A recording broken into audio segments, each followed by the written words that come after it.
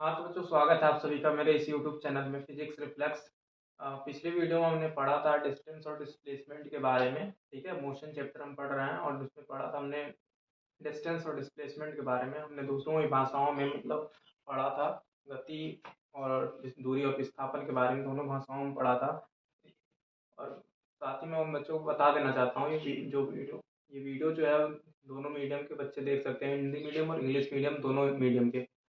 आज का बेसिकली हमारा टॉपिक रहने वाला है स्पीड और velocity.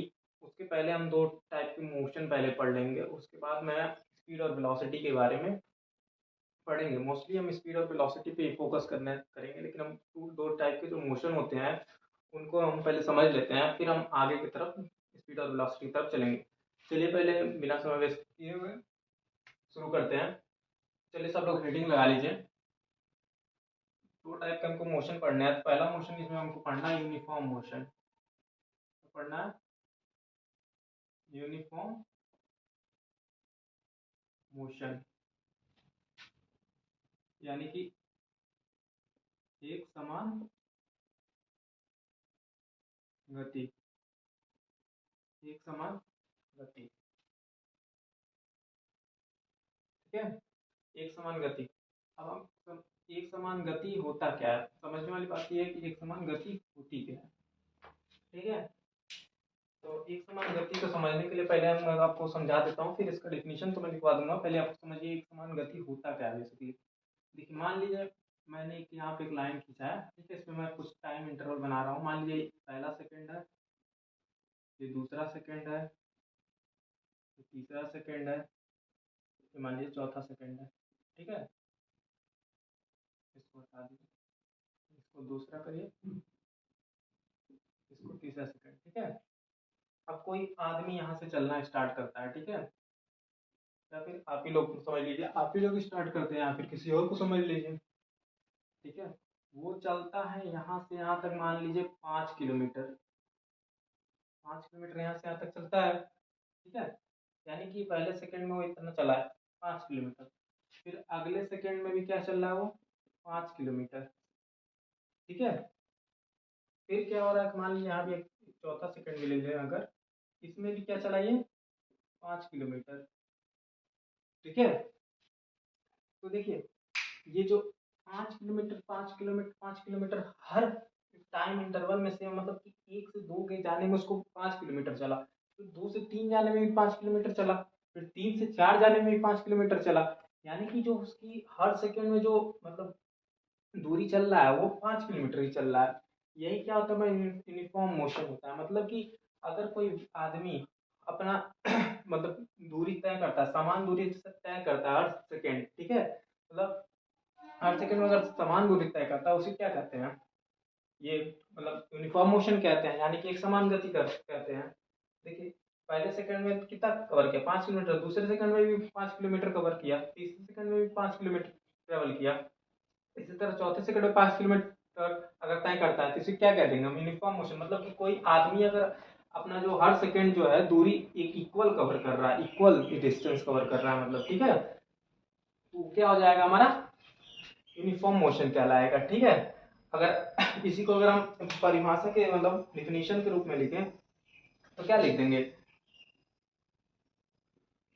When a body, object लिखिए, when a body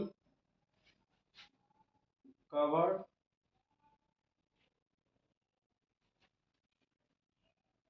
cover equal distance in equal interval of time. ठीक है, इंग्लिश मीडियम वाले ये लिख लेंगे, when a body cover equal distance in equal interval of time. वो क्या हो जाएगा हमारा, यूनिफॉर्म मोशन हो जाएगा। देखिए सेम वे में वही मैंने यहाँ पे लिखवा दिया, मतलब कोई व्यक्ति अगर इक्वल डिस्टेंस कवर कर रहा है हर सेकेंड, तो वही क्या हो जाएगा, यूनिफॉर्म मोशन होगा। अगर मान लीजिए यहाँ 5 चलता है, यहाँ 10 चलता है, पहले सेकंड में 5 किलोमीटर चलता है, यहाँ 10 सेकंड चलता है, यहाँ पे 15 सेकंड चल 15 किलोमीटर चल जाता, अगले सेकंड में इसमें 10 किलोमीटर चल जाता, तो क्या हो जाता है, वो नॉन यूनिफॉर्म मोशन हो जाता है। उसके बारे में भी मैं आपको बताऊंगा, ठीक है। हिंदी मीडियम वाले लिखेंगे, यदि कोई वस्तु या फिर ऑब्जेक्ट लिख लीजिएगा, वस्तु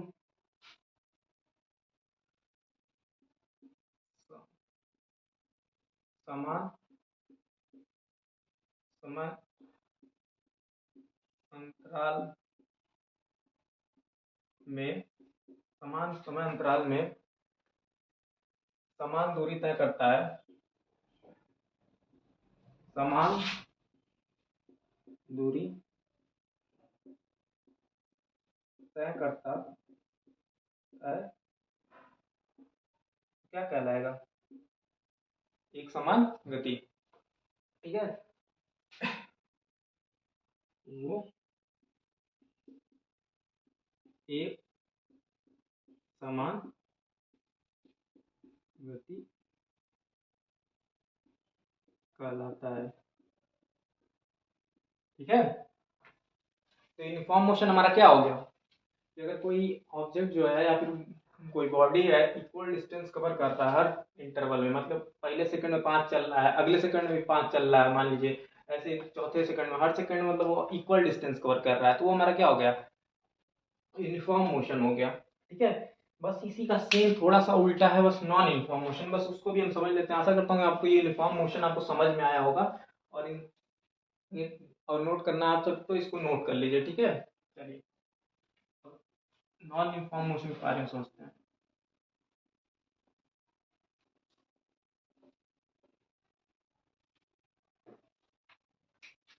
हेडिंग लगा लेंगे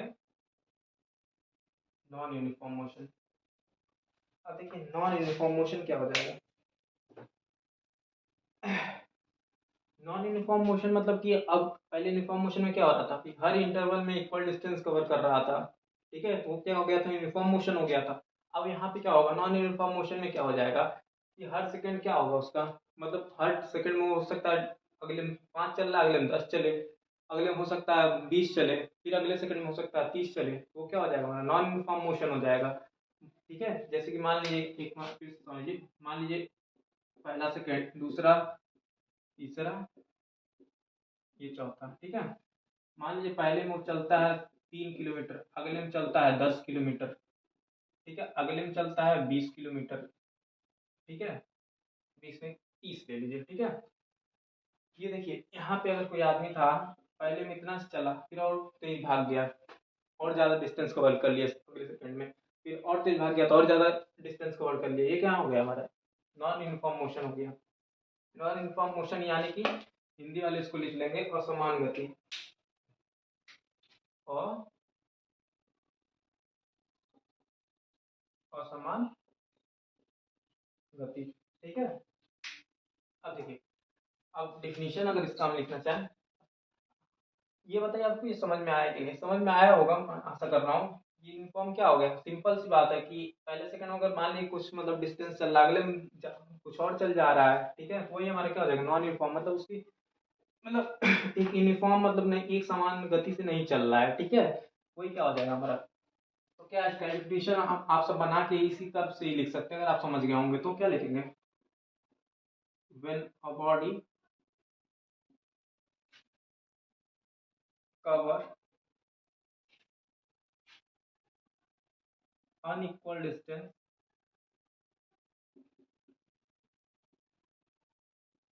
in equal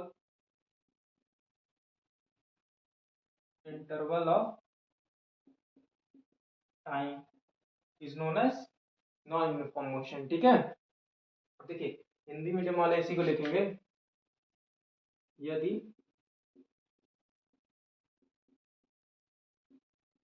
कोई वस्तु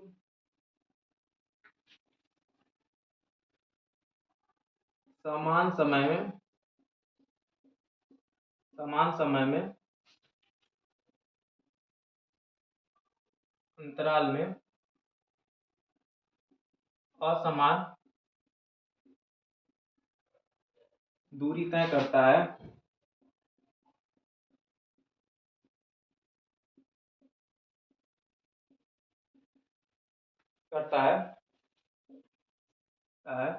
तो क्या कहलाता है वो? असमान गति कहलाता है। ठीक है, क्या लिखवाया मैं? वही सेम जो मैंने आपको समझाया वही बस लिखवा दिया। वो क्या हो गया? नॉन यूनिफॉर्म मोशन हो गया। क्या बताया मैंने? अगर कोई ऑब्जेक्ट जो है इक्वल इंटरवल ऑफ टाइम में सेम डिस्टेंस नहीं कवर कर रहा, मान लीजिए पहले में 3 चल रहा है, अगले में 10 चल जा रहा है, तो वो क्या हो गया? नॉन यूनिफॉर्म मोशन हो गया। और यूनिफॉर्म मोशन क्या बताया था आपको? वहां पे क्या हो रहा था? 5 किलोमीटर पहले में चल रहा था, दूसरे में भी 5 किलोमीटर चल रहा था। वहां पे क्या बताया था? एक समान गति में। वहां पे कि हर इंटरवल में क्या चल रहा था वो? एक मतलब एक समान दूरी चल रहा था, यानी हर समय में सेम डिस्टेंस कवर कर रहा था, तो उसको मैंने यूनिफॉर्म मोशन कहा था। यहाँ पे देखिए सेम डिस्टेंस नहीं चल रहा था, तो नॉन यूनिफॉर्म मोशन कर दिया। चलिए इसको नोट कर लीजिए, फिर हम आगे बढ़ते हैं, स्पीड और वेलोसिटी के बारे में समझते हैं। ठीक है, चलिए बेटा तो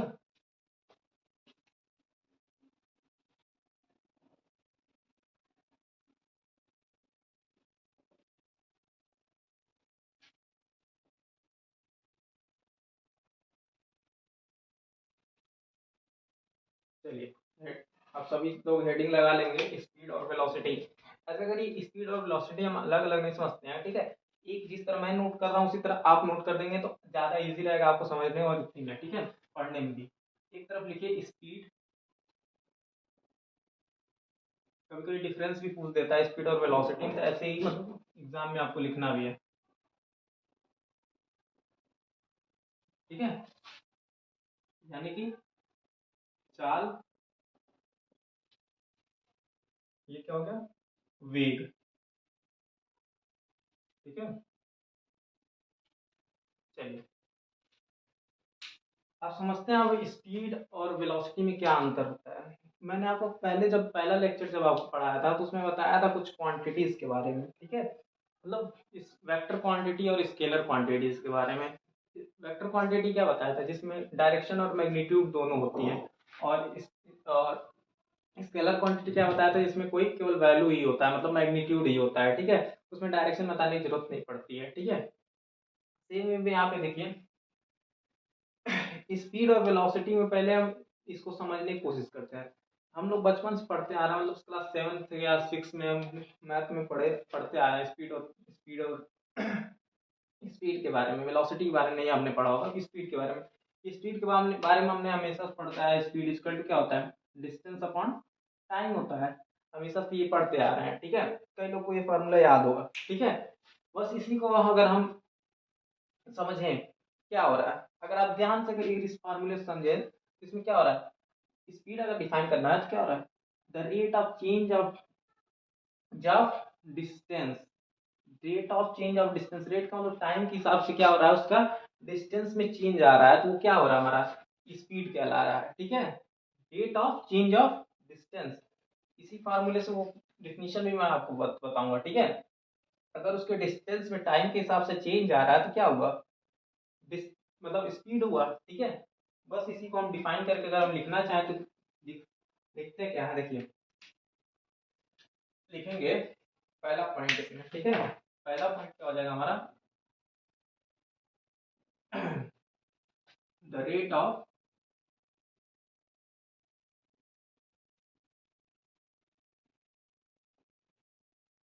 change of distance is called speed, ठीक है? यही हम क्या हो इज नोन एज, लिख दीजिए, इज नोन एज स्पीड, ठीक है? यहाँ पे क्या मैंने लिखा है? यहाँ पे एक चीज मैं आपको हाईलाइट कर दे रहा हूँ। यहाँ पे मैंने क्या लिखा है? Rate of change of distance, ठीक है? Rate of change of distance क्या कहलाता है? हमारा स्पीड कहलाता है, ठीक है?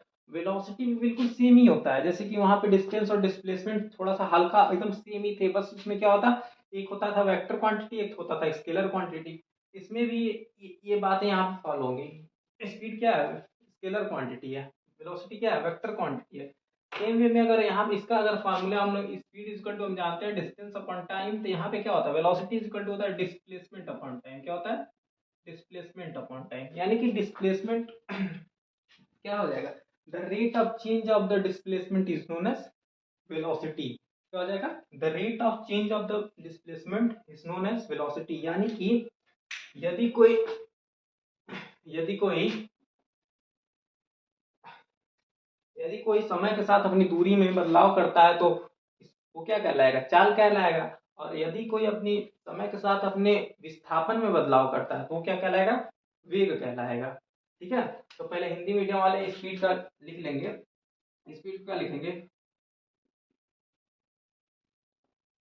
यदि समय के साथ दूरी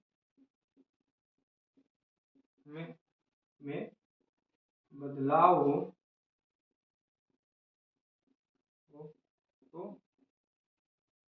तो क्या कहलाएगा वो? तो वो चाल कहलाता है। ठीक है, चाल कहलाता है।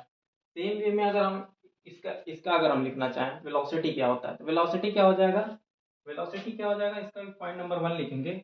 यहाँ पे मैंने बताया था, वहां पे क्या हो जाता है? The rate of change of distance. यहाँ पे क्या हो जाएगा? The rate of change of displacement. The rate of change of displacement is known as velocity. ठीक है, क्या कहलाएगा हमारा? वेलोसिटी, यानी कि वेग कहलाएगा। ठीक है ना? क्या अगर ये हिंदी मीडियम वाले इसी को लिखेंगे, यदि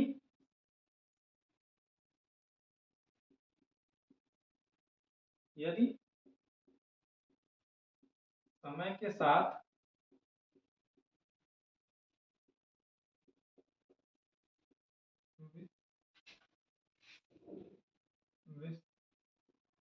विस्थापन विस्थापन में बदलाव हो तो वो क्या कहलाता है? वेग कहलाता है। ठीक है, तो वो वेग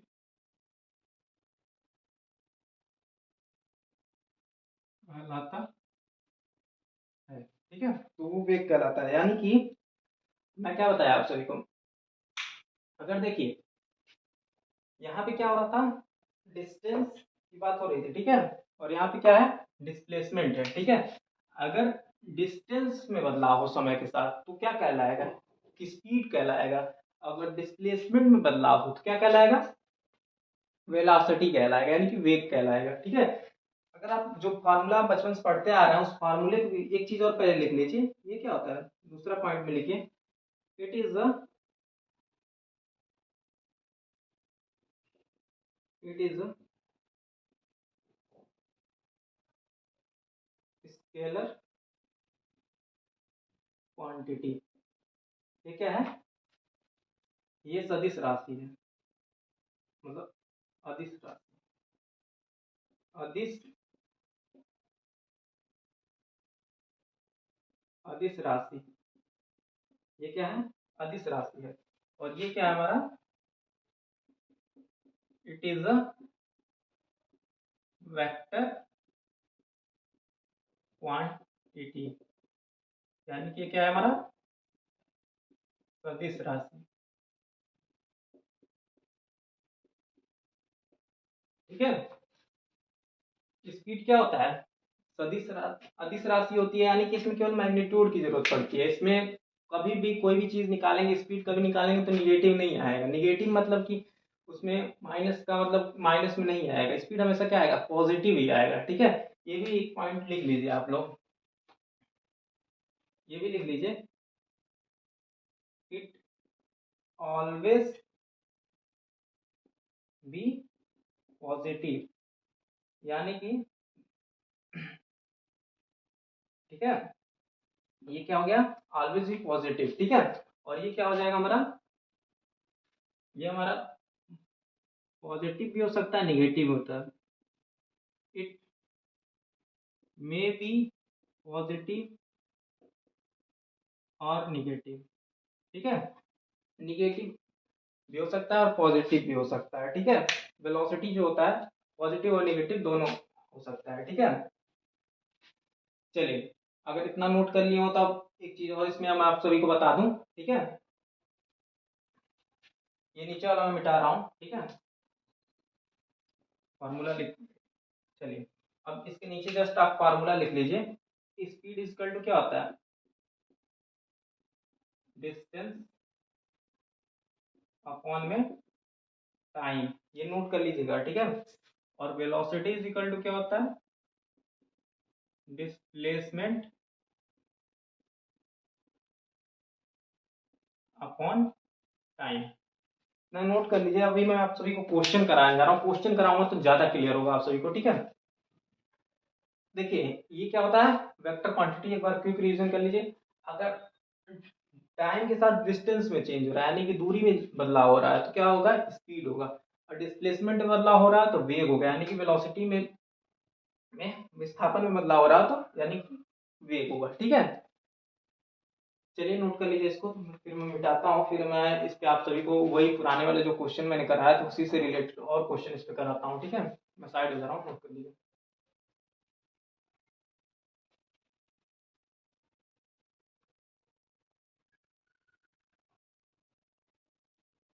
चलिए मिटा रहा हूँ।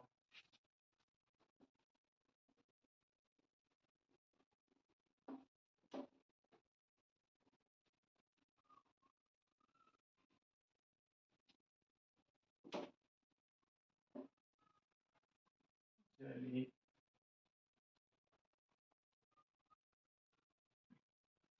पिछले लेक्चर में हमने क्या क्या पढ़ा था, डिस्टेंस और डिस्प्लेसमेंट के बारे में जो पढ़ा हुआ था, क्या पढ़ा था, एक क्वेश्चन मैंने आप सभी को कराया था, ठीक है। उसी से सेम वे में वही क्वेश्चन थोड़ा सा लेते हैं पहले थोड़ी देर के लिए, ठीक है। मैंने एक ऐसा क्वेश्चन कराया था, एक ऐसा वाला, ठीक है। यहाँ का दूरी दिया था 3 मीटर, यहाँ का 4 मीटर, ठीक है, ठीक है। ऐसे ही आपको कर्व दे देगा।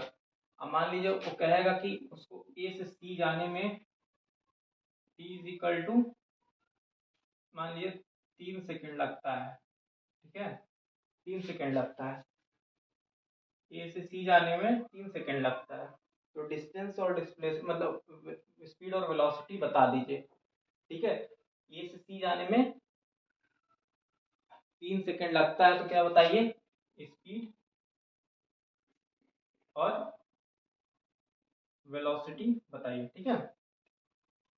देखिए मैंने आपको क्या बताया था, डिस्टेंस क्या होता है, एक्चुअल पाथ होता है। तो एक्चुअल पाथ तो ये है, ए से बी जाओ फिर बी से सी जाओ। तो देखिए स्पीड इज इक्वल टू क्या होता है, डिस्टेंस अपॉन टाइम होता है, ठीक है, होता है ना।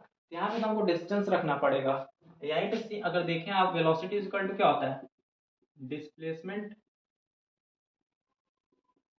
अपॉन टाइम होता है, ठीक है।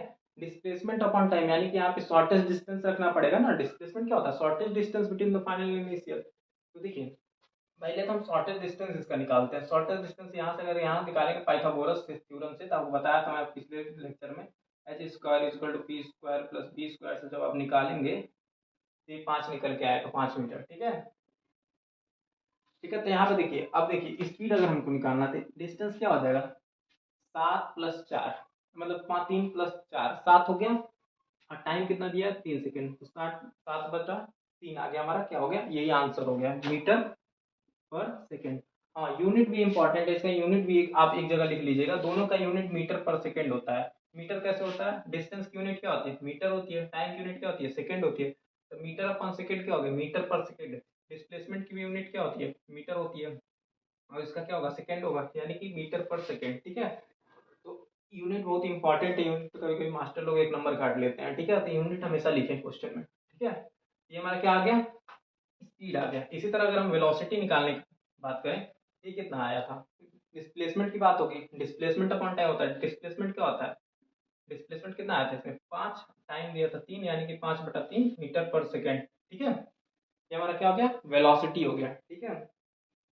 चलिए एक और क्वेश्चन के साथ समझते हैं इसको। बाद ये लेक्चर हम बंद करेंगे, अगले लेक्चर में उसके आगे पढ़ेंगे। ठीक है, एक क्वेश्चन और करते हैं सर्कल वाला, जो मैंने आपको कराया था एक क्वेश्चन सर्कल से रिलेटेड। ठीक है, चलिए, ऐसा एक सर्कल था। ठीक है, इसमें क्या था, 4 पॉइंट था। ठीक है, एक कॉन्सेप्ट आपका यहाँ से मैं और क्लियर कर दूंगा अभी। देखिए, ए बी सी डी। ठीक है, अब इसमें देखिए 2 क्वेश्चन मैं पूछता हूँ, स्पीड और वेलोसिटी निकालना है। ठीक है, स्पीड एंड वेलोसिटी, यानी कि चाल और वेग निकालना है। ठीक है, स्पीड और वेलोसिटी निकालना है। ठीक है, ए से सी जाता है कितने समय में, टी इक्वल टू मान लीजिए 5 सेकेंड में। ठीक है, इसका रेडियस कुछ ले लीजिए, इसका रेडियस 10 ले लीजिए। ठीक है, 10 मीटर। ठीक है, आर है 10 मीटर। ठीक है, ए से सी जा रहा है 5 सेकेंड में। फिर अगर वो ए से चल रहा है तो पूरा सर्कल घूम के ए पे ही आ जा रहा है कितने सेकेंड में, 10 सेकेंड में। ठीक है, तो हमसे पूछ रहा है कि स्पीड और वेलोसिटी निकालिए। पहला क्वेश्चन ये है कि ए से सी गया, दूसरा क्वेश्चन है ये है कि ए से ए पे ही आ गया। ठीक है, ए से ए पे ही आ गया तो स्पीड और वेलोसिटी हमको निकाल के बता दीजिए।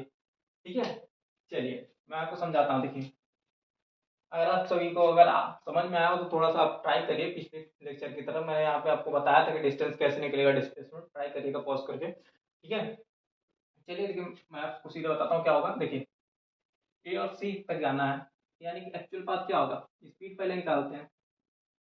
स्पीड इक्वल टू क्या होता है, डिस्टेंस अपॉन टाइम।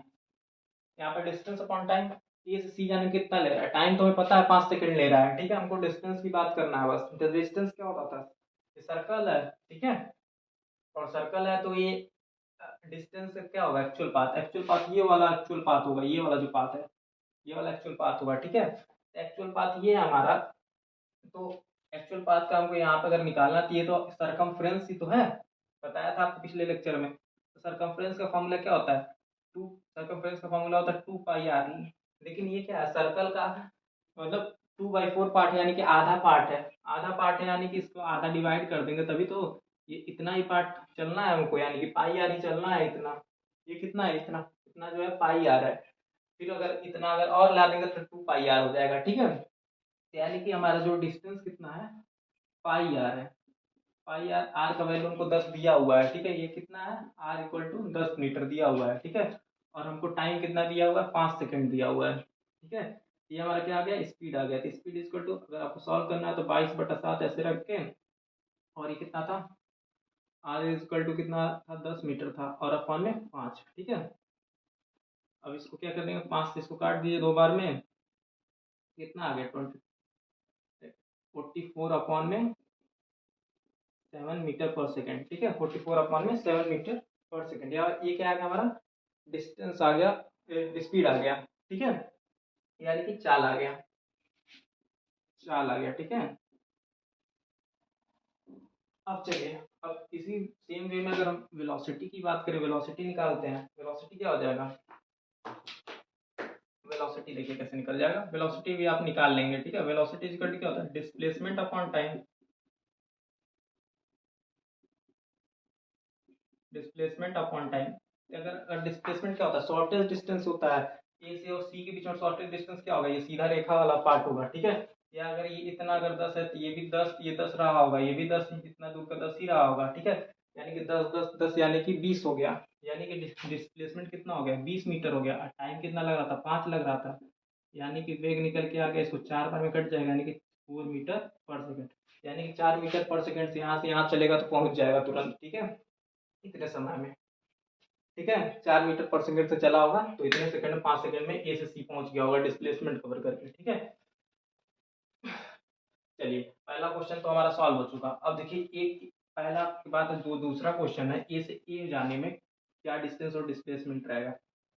चलिए देखिए, ए से अगर ए गया, यानी कि ए से अगर ये जो सर्कल था, सर्कल का वो पूरा पार्ट कवर किया। ठीक है, यानी कि 2 पाई आर पूरा वो कवर किया, सरकमफ्रेंस। ठीक है, तो स्पीड इज इक्वल टू क्या हो जाएगा, डिस्टेंस अपॉन टाइम, यानी कि 2 पाई आर। डिस्टेंस क्या हो गया, 2 पाई आर, और टाइम हमको कितना दिया था, 5 दिया हुआ था। तो एस इज इक्वल टू क्या होगा, 2 इंटू में 22 अपॉन में 7 इंटू में 10 अपॉन में 5।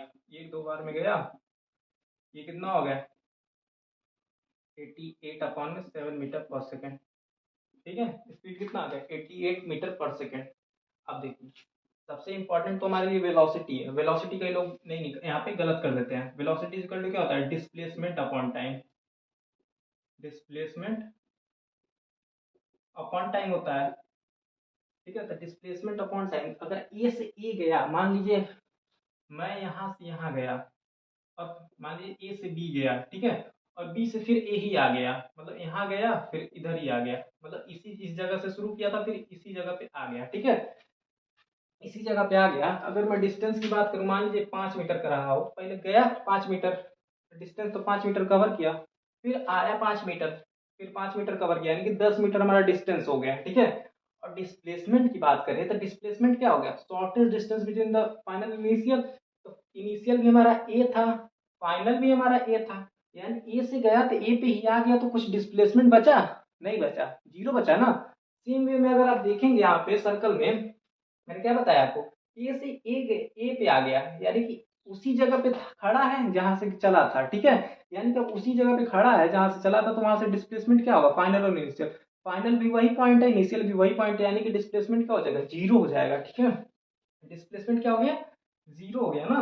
सेम वे में अगर देखेंगे आप, ए से ए चल के आ गया, तो डिस्प्लेसमेंट अगर ए से ए पे ही आ गया, यहाँ से चला और यहीं पे आ गया, ए पे ही यहाँ से चला और यहीं पे पूरा घूम के यहीं पे आ गया। ठीक है, ए से ए पे ही आ गया, यानी कि डिस्प्लेसमेंट इसका जीरो हो गया। टाइम कुछ भी हो, अब क्या करना है, वेलोसिटी इज इक्वल टू क्या हो गया, मान ली यहाँ पे 10 सेकंड, सॉरी यहाँ पे 10 सेकंड में हमने टाइम दिया था ना, ये 10 से एक बार में कटेगा, यहाँ पे क्या हो जाएगा, 10 से 10 गया, यानी कि 44 मीटर पर सेकंड यहाँ पे भी आ जाएगा। लेकिन वेलोसिटी क्या आ जाएगा, यहाँ पे जीरो आ जाएगा, 0 मीटर पर सेकंड। ठीक है, ठीक है ना। आशा करता हूँ आप सभी को ये क्वेश्चन समझ में आया होगा। आगे आप सभी ट्राई करिएगा। बाकी का हम अगले लेक्चर में पढ़ेंगे। थोड़ा सा हम एवरेज स्पीड के बारे में समझेंगे। ठीक है, एवरेज स्पीड के बारे में समझेंगे और अच्छे से एक्सेलरेशन के बारे में समझेंगे। कई लोग एक्सेलरेशन के बारे में समझ ही नहीं पाते हैं कि एक्सेलरेशन होता क्या है। आज तो हम बस रट लेते हैं, the rate of change of velocity is known as acceleration. अगले लेक्चर में मैं बहुत अच्छे से आपको त्वरण के बारे में बताऊंगा। ठीक है, आज के लिए बस इतना ही। आशा करता हूँ आप सभी को वीडियो पसंद आया हो, और जहाँ ना समझ में आया हो कमेंट में मुझे बताएं। ठीक है, आशा करता हूँ अगले वीडियो में आप सभी को समझाने की कोशिश करूंगा। Thank you.